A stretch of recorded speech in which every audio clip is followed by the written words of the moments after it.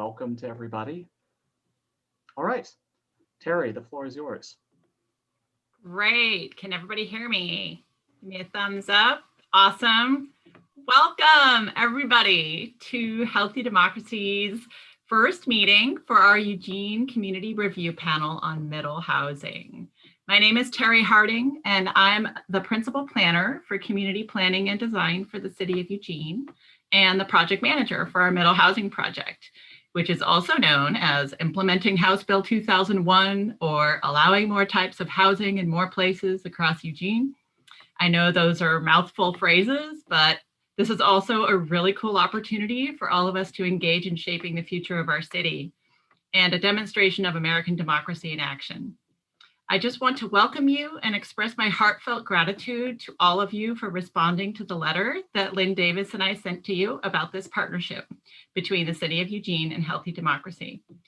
It's been a kernel of an idea for over 2 years, and tonight I am just so pleased to welcome you to the first panel meeting. We have a lot to go over and we're a little bit behind, so let's get right to the program. Go ahead, Lynn. Thanks so much, Terry, and let me welcome you as well. I'm the Program Manager for Healthy Democracy, and you've seen my name probably on a couple of things and talked to my colleague Kelly quite a bit. So welcome, welcome, welcome. It's so nice to have you here. Thank you in advance for the service that you're about to do to your community. And I would just want to say a couple words about why review panels are different, what makes them unique, and then we'll head straight on to the rest of the program. So this is a new way of doing democracy. Well, we've been doing it for a little over a decade, but it's a brand new sort of thing in the city of Eugene.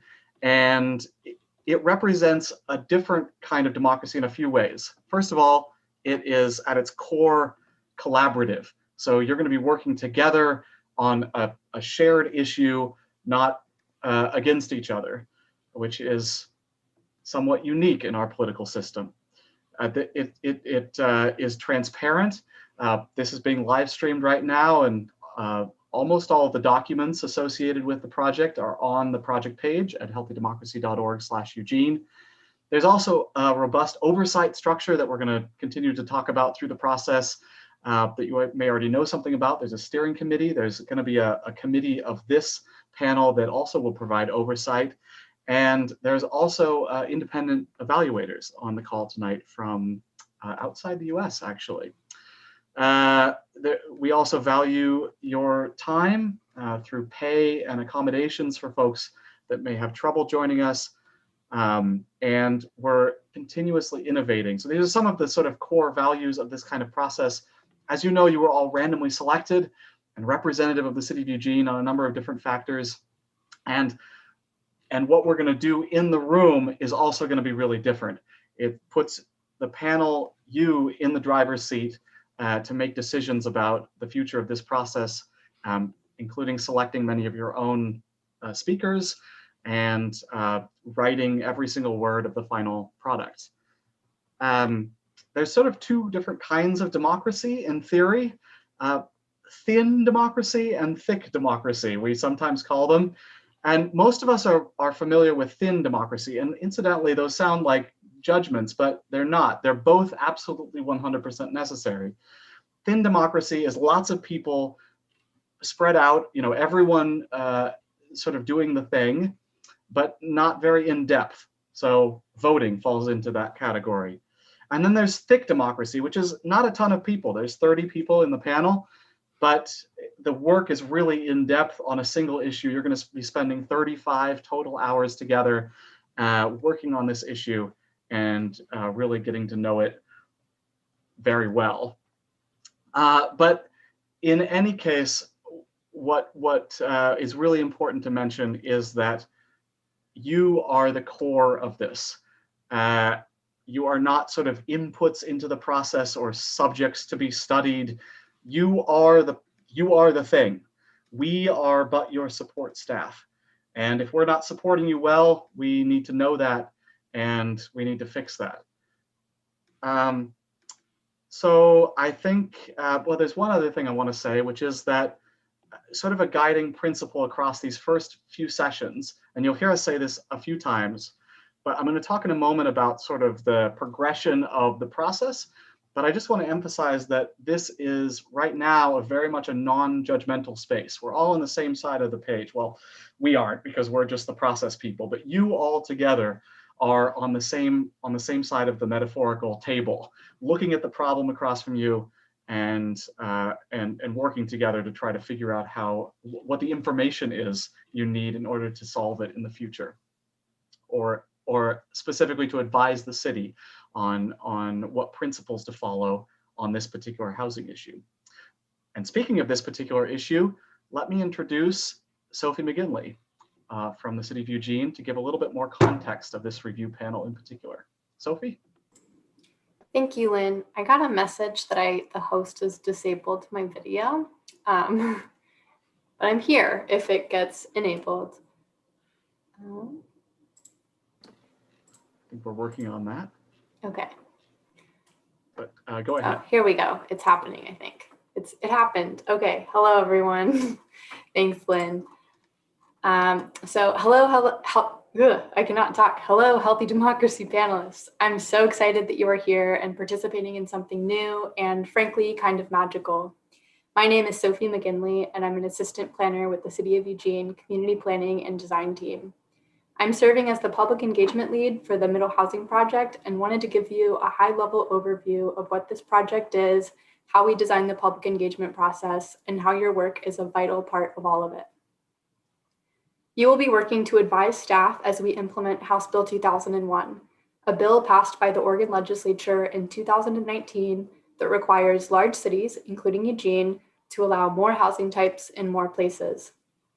Up until now, our zoning has allowed only the construction of single-unit standalone houses, often called single-family houses, in certain areas. The bill requires us to allow houses that include 2, 3, and 4 units, along with townhouses in more areas, so that a variety of housing types can be allowed in all neighborhoods. The House bill is the first time a state has ever required such a thing, but we have seen something like this done before on a smaller scale. Last year, the city of Minneapolis was the first city to allow more housing types in more places. It's only appropriate with a project the first of its kind, like this one, that we decided to try other new things for the first time. Residential zoning has a complex history that resulted in the exclusion of low-income, Black, Indigenous, and other people of color from certain neighborhoods. In Oregon, this history was especially harmful with direct exclusion of non-white people from the state from 1844 until 1926. Although those exclusions are illegal today, their negative impacts are still affecting our community through the legacy of exclusionary zoning. Housing policy and code changes are an opportunity to mitigate those. A component of the public involvement plan was to approach this project with an equity lens and be intentional about inviting more community members into the room. Traditionally, public involvement processes require community members to attend public hearings, provide timed testimony, and know how and when to plug in. So, to hear from folks all around Eugene who are renters, property owners, a variety of ages, and from a variety of backgrounds, we partnered with Healthy Democracy. Along with sharing your housing experiences, this process also allows us, the city, to hear you and learn how we can best reach you, improving and strengthening our outreach and relationship with the community that we serve. You will provide a truly democratic lens to the project and help guide us as we craft policies that will shape our neighborhoods for generations to come. In addition to your work, we are holding roundtable events with representatives from the City of Eugene boards and commissions and local partners, and we're facilitating an equity roundtable to elevate the voices of underrepresented and underserved folks in our community. We are also partnering with students at the University of Oregon to engage our young adult population, and we've revamped our social media and web presence to make this project accessible and reachable. Moving forward, either Terry and I will be present at each of the panel meetings, and we're here to support you as panelists however we can. And as I've mentioned, this is new. This is new, but it's an opportunity to change how we do things in our community and leave a legacy for generations to come. We are so excited that you're here and a part of this, so let's do this. Thank you. Thanks so much, Sophie. Appreciate it. I am going to come back with you now to do a little update on, or a little overview rather, of what the project looks like from 10,000 feet. So to do that, I'm going to share my screen here. There we go. All right. So welcome. Welcome. The first piece of this is to let you know who's in the room. First, you, the panelists. You are the key to this process, the core to everything that's going to happen here. But there's a whole lot of other folks that are here to support you. I'm your process advisor, so I was the lead designer of the process and can answer for all of its no doubt many faults. And please let me know when you have suggestions. This is always, as I mentioned, a work in progress. So look forward to hearing from you, and I'll have my contact info on screen a little bit later. And also, it's in your paper welcome packet that you received by mail and on our website. The lead moderator for the process is Alex, who you heard from a little bit earlier. And there's also 4 small group moderators, Amanda, Awab, Isabella, who's not here tonight. I'm stepping in for her in the small groups, and Jeff. There is a Zoom manager, Jenna, who's running all the things behind the scene and the live stream. There's a logistics manager, Kelly, who's doing a million different things, as you've already seen, supported by technical and support staff, Amy and Amanda O. There's a marketing manager on staff with us, Adam, that some of you in a small group may meet personally later. An expert liaison who has been sort of helping to wrangle the expert presenters who will be presenting to you this week, and will be helping you to get the folks that you want to see before you next week. You've just met Terry and Sophie, city staff. There's also a steering committee of 10 members, soon to be 12 members, including two representatives from the panel, you, who meet on Thursdays. Have met for, I think, 3 Thursdays so far, Thursdays at 1 p.m. to approve the process and also to select this first sort of round of background experts. There's independent evaluators who will be coming in and out in these meetings. Today we have Lori from one of our colleague organizations, Mass LBP in Canada, coming in from Toronto. So thank you so much. She's staying up late for this. And you'll see other folks over the next few days from other parts of the US, probably Australia, the UK, and Spain, I believe, and maybe other places. Presenters, I've mentioned them. You'll see a couple of them later today. Members of the public watching on the live stream, I just checked. There's about 5 or 6 people watching already, and media that hopefully will be covering the event. Just an overview of where you're headed, and you don't have to, this is kind of a bunch of text, so don't worry, I'll be coming back to this many times over and over. The next few weeks here in November and December will be part 1. So, and the final goal of this will be to draft some guiding principles that will help to guide city staff in writing this new code language that's required by the state law. In the first 3 sessions here, you'll be hearing from background experts, and you'll also be sharing your personal experiences with each other, because there is a whole lot of expertise right in this room right now. In sessions 4 through 6, you will decide who speaks to you. These will be stakeholders and other experts selected by you, gathering more info that will then lead into sessions 7 through 9, where you'll be identifying and prioritizing potential principles that, as I mentioned, will help to advise the city in their work. Now, after the city and the sort of technical consultants have drafted some legal language, they'll come back in a few weeks in the new year, and we'll reconvene the panel again, and you'll have the opportunity to look at their work and review their first draft. You'll also sort of begin to give some advice generally on public engagement and what this panel experience might say for public engagement in the future, if you have advice, which you probably will, on public engagement in general for the city. Then you'll come back a little bit later and review the second draft and finalize those other recommendations about engagement as well. That's kind of where we're headed. As I mentioned, oh, that's B.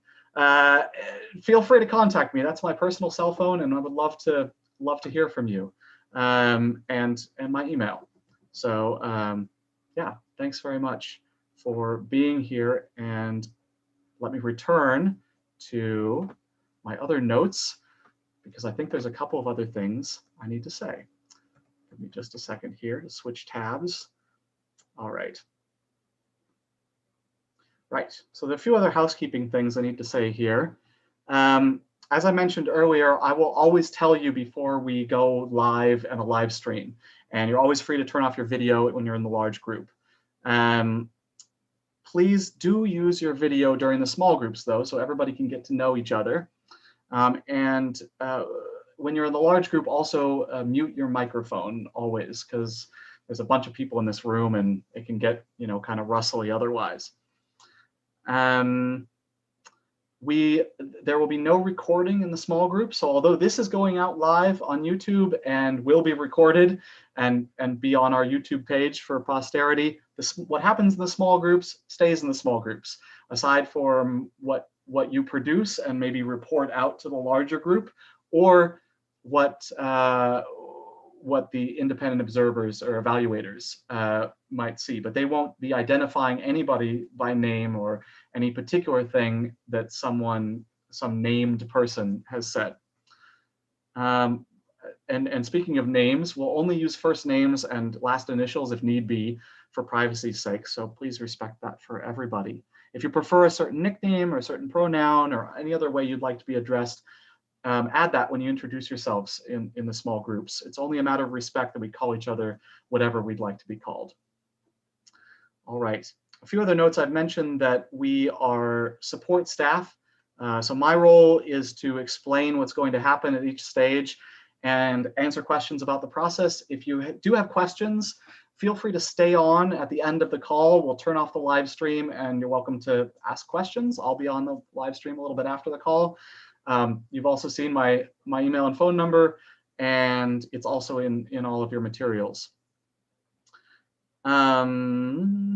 Right, so the moderators and myself, we're sort of your guides through the process as we see it. We won't be involved, however, in the issue at hand in any way. We're only here to create the sort of conditions necessary for you to do your work. So our interest is in maintaining a work environment that's productive and respectful and fair to everybody. So that means we won't answer questions about content. If you ask us, hey, what did that expert say again? I'm sorry, we won't be able to answer that. Or what do you think about this? Or what's your opinion, really? We can't answer that. We're here for the process, and in all likelihood, we're probably not even paying attention to the content. At least I won't be. So it's really on you to take notes and to depend on your fellow panelists to sort of keep that information together. And as I mentioned, you'll have help from some particular members of your panel here today who will be selected at the end of the day into subcommittees to help with different aspects of this process. I also mentioned that this process is being independently evaluated, and that's sort of good for all of us, hopefully. It helps the process have a greater degree of legitimacy, but also it really helps us in improving our work. They're not evaluating you, incidentally, that should be made very clear. They're evaluating us, the staff, and sort of whether we're creating a deliberative space in the room that's fostering good quality discussion. As I maybe mentioned, we've asked them to keep their video and audio off at all times, except when you first enter the small group. They'll say hi and introduce themselves, so it's not weird. But otherwise, they're just here to observe. At the end of the day, I'll also direct you to a survey, which asks some basic questions, just to sort of evaluate how we're doing, and has some open-ended space too. If you have comments or want to leave us a note, you can put your name on it if you want, but it also can be totally anonymous. And we would really appreciate it if you fill that out. It only takes a few minutes at the end of the night. All right. I think with that, let me turn it over to Alex for a few more notes. Great, thanks, Lynn. So hi, everybody. I met many of you at the beginning there, but my name is Alex Ranieri, and I'll be serving as the co-lead moderator for this project. So I'll see you both here in the large group, and I'll be moderating small groups as well. So I'm just going to talk a little bit about kind of how we can have discussions with each other and some basic guidelines to keep our work together respectful and fair for everyone. So let me share my screen here with you all.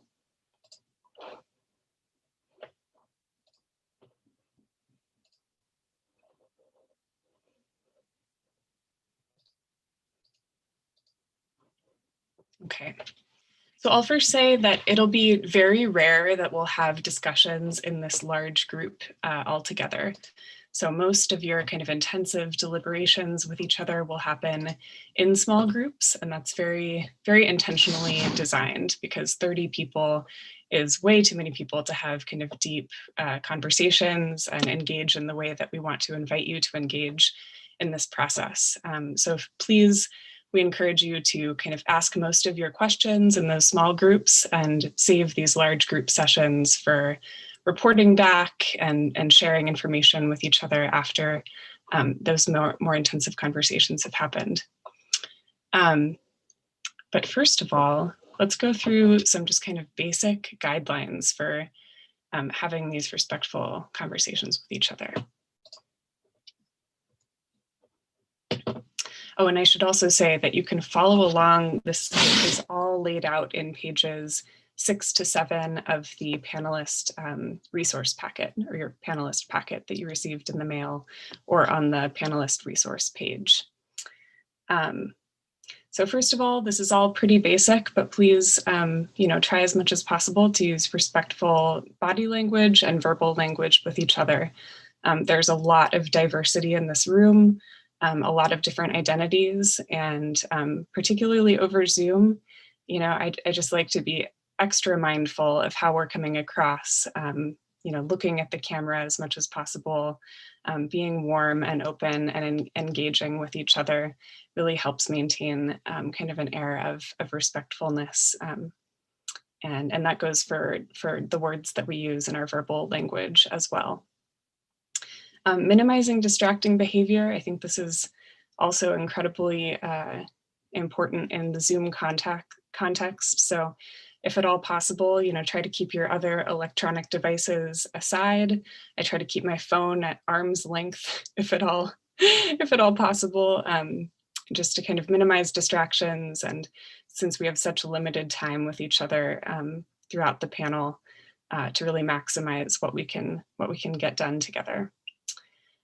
Try to attend all sessions. So in that same vein, or I shouldn't say try to, please do attend all sessions. It's really crucial. Every single one of these sessions will be full of information, and your kind of contiguous attendance and engagement will be critical for completing the project that you're being given. And being attentive, so being really actively engaged in conversations, and the success of this project, like Lynn has said, is really in your hands. This is your, every single voice will shape the principles that we craft together in the next few weeks, and so everybody's voice is crucial to our success. So next, just being open to new ideas and information. We want to, as much as possible, especially in this first stage, as we're gathering information and hearing about HB 2001 and kind of background information, be open to listening and avoiding making conclusions. So this is a really different way of engaging with issues than what we're used to in our culture. So we ask kind of a suspension of judgment, a suspension of judgment and value statements at the beginning here as we get to know each other, get to know the issue at hand, and assume good intent from your fellow panelists.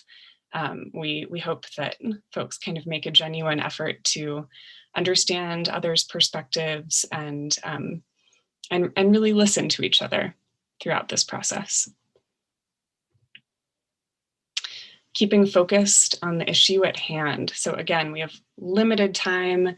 This is a complex issue, and we're going to do our absolute best to hand you all the tools necessary and to empower you to gather the information that you need. And that is aided so much by kind of keeping our conversations to the point, always refocusing on the piece of the process that we're doing in any given session. Speaking clearly, briefly when possible, and sharing airtime. So again, being mindful, if you've just shared something in a small group, maybe waiting for a couple other people to share before you share again, making sure that we're cultivating an atmosphere of respect and valuing everybody's voice in the room as much as we can. And participating fully. So managing or balancing airtime goes right along with making sure that we show up and participate. I know Zoom is a new venue for some of us, and it can feel awkward to share at first, which is totally normal. And I would just encourage everybody, to whatever extent they feel comfortable, to show up, share your experience. This project is really in your hands and relies on participating actively and fully, bringing your whole self into the room. Disagreeing positively. So that all is to say, not like this, not like these birds. We welcome disagreement, right? So there's no expectation that everybody will come to the same conclusions about the issues in this process. We very much welcome expressing your views when we disagree with each other. And we just ask that folks try to do that in a positive way that is creates a productive and engaging and curious conversation, rather than kind of attacking each other like these little birds. And this is just kind of the visual of the metaphor that Lynn shared with us earlier of, the way that we often think about public engagement and policy, I think, in our culture is debate. So the issue is kind of the dividing line between two parties on either side, and they're furiously contesting, across from either side of the table. And what we're trying to do in this process is flip that so that we're all on the same side of the table looking at the issue together. So it's a much more collaborative approach. It doesn't always come naturally, and that's okay, but we ask that everybody kind of follow these guidelines and participate in good faith as much as possible. And I think that's about it. We are about at time, but does anybody have questions about these discussion guidelines or kind of ground rules? I will stop sharing my screen. And if you would, if anybody does have a question, this would be a good time to use the raise hand button in your participants list, and I will call on you. I'm not seeing any. Okay. So I know that we kind of flew through those, but like Lynn said, feel free if you ever have concerns about the process or, questions about those discussion guidelines or really anything else, please be in touch. And thank you all again so much for being here. I'll pass it back to Lynn. All right, thanks, Alex. Yeah, thanks for hanging with us through this sort of introductory stuff. Right now is when we're going to get into the good stuff. We're going to move into small groups for the first time, and we're going to move into something that we call base camps. These are going to be the small groups that you come back to most often throughout the process. Folks that hopefully you'll get to know a little bit. It can be hard to get to know folks over Zoom, and there's not in an in-room process, in an in-person process. We'd all be hanging out by by the coffee in the back of the room on breaks, or going out for dinner afterwards, that kind of thing. But that doesn't happen here. So we have to do things instead to sort of get to know each other a little bit, because that'll just help us all work together a little bit later on. That said, we're going to move into base camps, and we're going to be spending the next 20 minutes getting to know just the members of your base camp. If you're attending today as an alternate, first of all, I've just been informed that you've actually been called up. So the 2 people that are here as alternates, congratulations, welcome to the panel. It may mean that the groups are slightly imbalanced today. There may be a group of 7 and a group of 5 or something like that. We'll work that out next time, but almost all of you will be in these groups going forward. Remember, the goal of this stage is to stay open-minded, to learn as much about your fellow panelists' experience as possible. The beauty of this being a random and representative group of folks is that, well, there's everybody here. There's a whole lot of valuable experience and expertise in the room, and particularly on this issue of housing. So this is very much just the beginning of the journey. Over the next 6 sessions, you'll dig up much more information from outside experts, but also from your fellow panelists and from documents from the city, which you've already seen perhaps in your mailbox. Moderators, we are going to come back from these groups directly into a 15-minute break, as you know, and we're right on schedule. So we'll come back right as is in the manual. As a reminder, these small group sessions are not broadcast. So once we get into the small groups, feel free to turn your video back on and have a chat. We'll get to know each other and see you back here for a break in about 20 minutes.